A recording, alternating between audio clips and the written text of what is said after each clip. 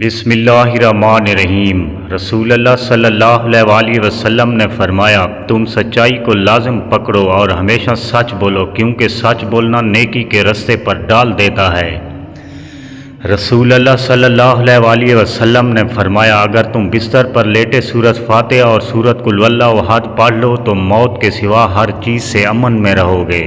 رسول اللہ صلی اللہ علیہ وآلہ وسلم نے فرمایا، بہت جلد قبول ہونے والی دعا یہ ہے کہ انسان کسی غیر موجود کے لیے غیبانہ دعا کرے۔ رسول اللہ صلی اللہ علیہ وآلہ وسلم نے فرمایا، قیامت کے دن جنت کا دروازہ سب سے پہلے جو شخص کھٹکھٹائے گا یعنی کھولے گا وہ میں ہی ہوں گا۔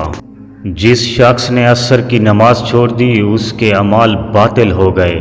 رسول اللہ صلی اللہ علیہ وآلہ وسلم نے فرمایا، زکوٰۃ نہ دینے والا قیامت کے دن آگ میں ہوگا۔ رسول اللہ صلی اللہ علیہ وآلہ وسلم نے فرمایا، آدمی مال دولت کی کثرت سے غنی نہیں ہوتا بلکہ اصل غنی دل کا غنی ہوتا ہے۔ نبی کریم صلی اللہ علیہ وآلہ وسلم نے فرمایا، بے شک دنیا تمہارے لیے پیدا کی گئی ہے اور تم آخرت کے لیے پیدا کیے گئے ہو۔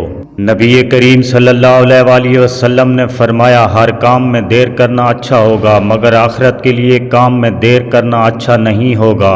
نبی کریم صلی اللہ علیہ وآلہ وسلم نے فرمایا، اگر اللہ تعالیٰ معافی اور درگزر نہ کرتا تو کسی کی زندگی خوشی سے نہ گزرتی۔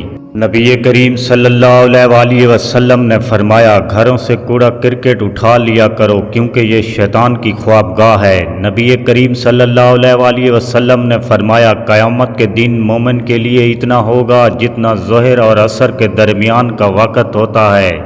نبی کریم صلی اللہ علیہ وآلہ وسلم نے فرمایا، یعنی جس نے خاموشی تھام لی وہ زبان کے فتنوں سے نجات پا گیا۔